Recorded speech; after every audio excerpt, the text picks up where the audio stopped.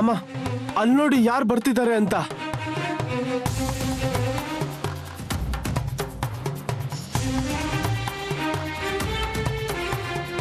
ಓ, ಇವಳಂತೂ ಆ ನಾನಾನ ಹೆಂಡ್ತಿ. ಏನ್ ಹೇಳ್ತಿದ್ರ ಮಾಮ? ಆದ್ರೆ ಮಾಮ, ಇವಳ ಗಂಡ ನಿಮ್ ಜೊತೆ ಜಗಳ ಆಡ್ತಾನೆ ಅಲ್ವಾ? ಹೌದು ಮಗಳೇ, ಆದ್ರೆ ನನ್ನ ಜಾಗ ಎಲ್ಲರಿಗೋಸ್ಕರ ತೆರೆದಿರುತ್ತೆ ಅಲ್ವಾ?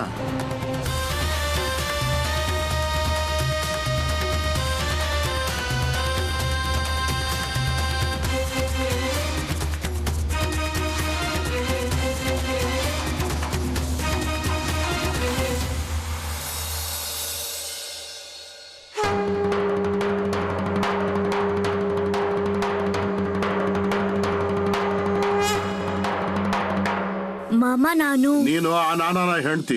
ಹೌದು ಮಾಮ, ನಾನ್ ನಿಮ್ನ ಯಾವತ್ತೂ ಭೇಟಿ ಮಾಡಿರ್ಲಿಲ್ಲ. ಮನೇಲಿ ಹೇಳಿ ಬಂದಿಲ್ಲ ಅಲ್ವಾ ನನ್ನ ಜಾಗಕ್ಕೆ? ಹೌದು ಮಾಮ.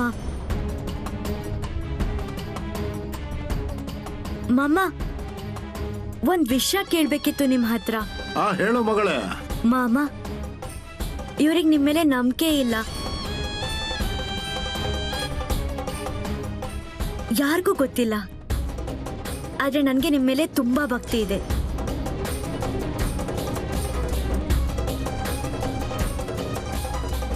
ನಮ್ ಬಾವಿಗೆ ಹಾಕಿದ್ರಾಟೆ ಅಕಸ್ಮಾತ್ ಕೆಟ್ಟು ಹೋಗಿದೆ. ನಂಗೆ ಗೊತ್ತು ಯಾವ ಕಾರಣಕ್ಕೆ ಆತರ ಆಗಿದೆ ಅಂತ. ಇಲ್ಲಿ ನೋಡು ಮಗಳೇ, ನಾನೇನು ಮಾಡಿಲ್ಲ ಅದರಲ್ಲಿ. ಆದ್ರೆ ನಿನ್ ಗಂಡ ಊರ್ ತುಂಬೆಲ್ಲ ನನಗೆ ಏನೇನೋ ಬೈತಾ ಇರ್ತಾನೆ, ಕೆಟ್ಟದಾಗಿ ಹೇಳ್ತಾ ಇರ್ತಾನೆ ಅಂತ ಕೇಳ್ಪಟ್ಟಿದ್ದೀನಿ. ಅದೇನು ಅಂದ್ರೆ ಅವನ ಕರ್ಮನೇ ಅವನ ಕಡೆ ತಿರುಗಿ ಬಂದಿದೆ ನೋಡು. ನಾನೇನ್ ಮಾಡಿದ್ದೀನಿ ಅದಕ್ಕೆ? ಆದ್ರೆ ಮಾಮ, ರಾಟೆ ಕೆಟ್ಟು ಹೋಗಿದೆ, ಹೇಗ್ ಹೊಲಕ್ ನೀರು ಕೊಡೋದು ನಾವು? ಒಂದ್ ವೇಳೆ ಇದು ಹೀಗೆ ಮುಂದುವರೆದ್ರೆ ಬೆಳೆದಿರೋ ಬೆಳೆ ಎಲ್ಲಾ ಒಣಗೋಗುತ್ತೆ. ಇದ್ರಲ್ಲಿ ತಪ್ಪು ಇವ್ರದೇ ಇದೆ.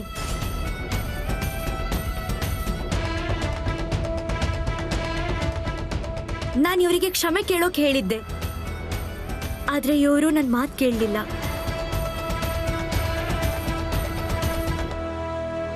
ಇಲ್ಲೋಡು ಮಗಳೇ, ನಿನ್ನ ಮನೆಯಲ್ಲಿ ನನ್ನ ಮೇಲೆ ಭಕ್ತಿ ಇರುತ್ತೆ. ಇದು ನನ್ನ ಆಶೀರ್ವಾದ ನಿನಗೆ.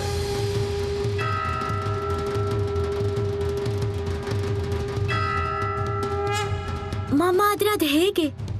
ಇವ್ರಂತೂ ಮಾತು ಕೇಳೋದಕ್ಕೆ ತಯಾರಿಲ್ಲ. ಬದಲಾಗಿ ಏನಾದ್ರೂ ಹೇಳೋಣ ಅಂತ ಹೋದ್ರೆ ಜಗಳಕ್ಕೆ ಬರ್ತಾರೆ.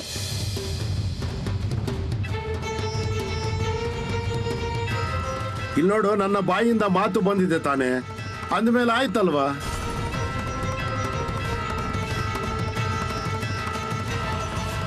ಅಯ್ಯೋ, ಅದೇ ತಿಳಿಸ್ ಬುದ್ಧಿ ಹೇಳಿದ್ರು ಕೂಡ ಮಾತು ಕೇಳ್ತಾ ಇಲ್ಲ ಮಾಮ. ಮಾಮ ಅವರಿಗೆ ಏನೇನೋ ಬೈತಾ ಇರ್ತಾರೆ. ಹೀಗೆ ಮಾಡ್ತಾರ ಯಾರಾದ್ರೂ?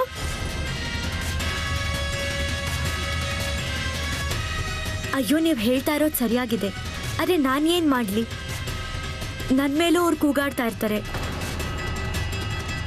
ಇಲ್ಲೋಡು, ಅವನು ಏನ್ ಬೇಕಾದ್ರೂ ಮಾಡ್ಲಿ, ಆದ್ರೆ ನಾನು ನಿನಗೆ ಆಶೀರ್ವಾದ ಮಾಡಿದ್ದೀನಲ್ವಾ, ಅದರಲ್ಲೇ ಎಲ್ಲಾನು ಬಂದ ಹಾಗಾಯ್ತು.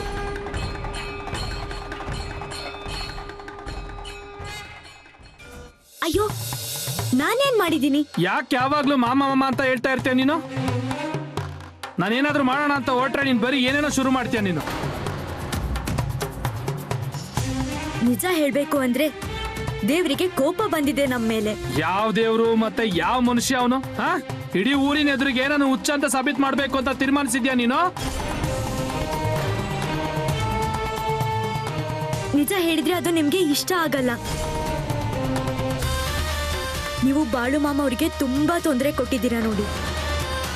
ಆಡ್ಬಾರ್ದು ಮಾತಾಡಿದ್ದೀರಾ, ಅದಕ್ಕೆ ಹೀಗೆಲ್ಲ ಆಗ್ತಾ ಇದೆ. ನಾನಾ, ನಾವು ಕೂಡ ನಿಮ್ಗೆ ಒಳ್ಳೇದಾಗ್ಲಿ ಅಂತಾನೆ ಬಯಸೋದು ಅಲ್ವಾ?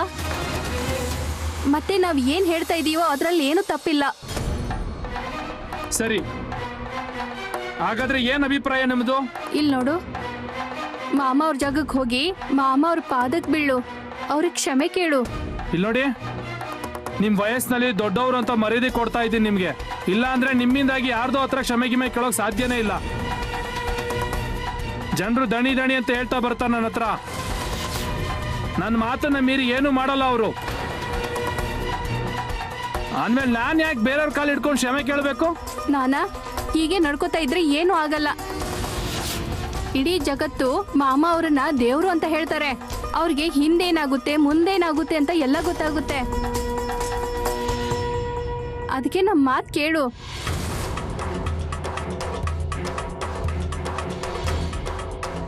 ಒಂದ್ಸಾರಿ ಆಗಲ್ಲ ಅಂತ ಹೇಳಿದ್ನಲ್ವಾ ನಾನು ನಿಮ್ಗೆ? ರೀ, ನಮ್ ಸಂಸಾರ, ನಮ್ ಹೊಲ ಗದ್ದೆ ಅದಕ್ಕೇನು ತೊಂದರೆ ಆಗ್ಬಾರ್ದು ನೋಡಿ. ಸುಮ್ನೆ ಏನೋ ಮಾಡೋದಕ್ಕೆ ಹೋಗಿ ಏನಾದ್ರೂ ಹೆಚ್ಚು ಕಡಿಮೆ ಆದ್ರೆ ಏನ್ ಮಾಡೋದು? ಅಯ್ಯೋ, ಆಗ್ಬಾರ್ದಾಗೋಗುತ್ತೆ. ಅದ್ರ ಬಗ್ಗೆ ಆದ್ರೂ ಯೋಚನೆ ಮಾಡಿದೀರಾ? ಒಂದ್ಸಾರಿ ಆಗಲ್ಲ ಅಂತ ನಾನು ಹೇಳಿದ್ನಲ್ವಾ ನಿಮ್ಗೆ?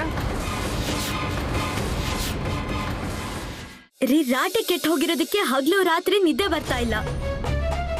ಆ ಮಾಮನಿಗೆ ಮಾಟ ಮಂತ್ರ ಎಲ್ಲ ಬರುತ್ತೆ ಅಲ್ವಾ, ಅದಕ್ಕೆ ಹೀಗೆಲ್ಲ ಆಗ್ತಾ ಇದೆ.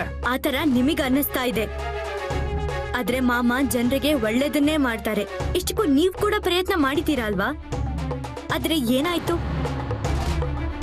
ಸ್ವಲ್ಪ ನನ್ ಮಾತ್ ಕೇಳಿ. ಮಾಮ ಅವ್ರ ಜಾಗಕ್ಕೆ ಹೋಗಿ ಕೂತ್ಕೊಳ್ಳಿ. ಅಲ್ಲಿ ಏನಾಗತ್ತೆ ಅಂತ ನೀವೇ ನೋಡಿ. ಮಾಮ ಏನ್ ಹೇಳ್ತಾರೆ ಅಂತ ಕೇಳಿಸ್ಕೊಳ್ಳಿ. ಆಗ ನಿಮ್ಗೆ ಅರ್ಥ ಆಗತ್ತೆ ಮಾಮ ಅಂದ್ರೆ ಏನು ಅಂತ. ಇಷ್ಟಕ್ಕೂ ನಂಗೊಂದ್ ವಿಷಯ ಹೇಳಿ, ಮನ್ಸಲ್ಲಿರೋದನ್ನ ಯಾರು ಅರ್ಥ ಮಾಡ್ಕೋತಾರೆ? ಅವರು ದೇವ್ರೆ ತಾನೆ.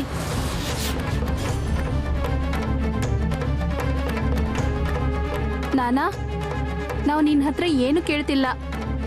ಒಂದ್ಸಾರಿ ಅವ್ರ ಜಾಗಕ್ಕೆ ಹೋಗಿ ಅವ್ರ ಕಾಲ್ ಹಿಡ್ಕೊ, ಅವ್ರಿಗೆ ಕ್ಷಮೆ ಕೇಳು.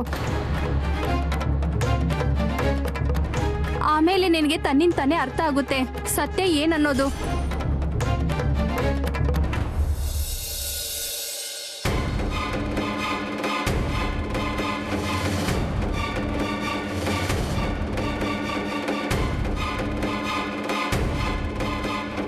ಸರಿ,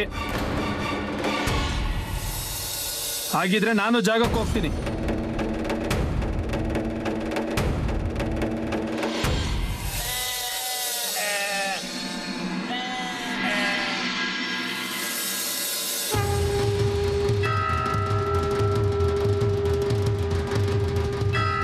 ಮಾಮ, ಆ ನಾನಾ ಮತ್ತೆ ಅವನ ಮನೆಯವ್ರು ಈ ಕಡೆನೆ ಬರ್ತಾ ಇದ್ದಾರೆ.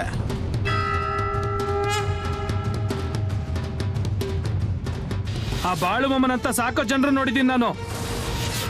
ಆ ಬಾಳು ಮಾಮ ಡೋಂಗಿ ಬಾಬಾ, ಅವನು ಡೋಂಗಿ. ನಾನ್ ಬಿಡಾರನ ಕಿತ್ತೆಸಿಲಿಲ್ಲ ಅಂದ್ರೆ ನನ್ನ ಹೆಸರು ಹೇಳೋದೇ ಇಲ್ಲ ನಾನು. ನನ್ನ ಜಾಗಕ್ಕೆ ತಪ್ಪೊಪ್ಕೊಂಡು ಬರ್ಲಿಲ್ಲ ಅಂತಂದ್ರೆ ನನ್ನ ಹೆಸರು ಬಾಳಪ್ಪನೇ ಅಲ್ಲ.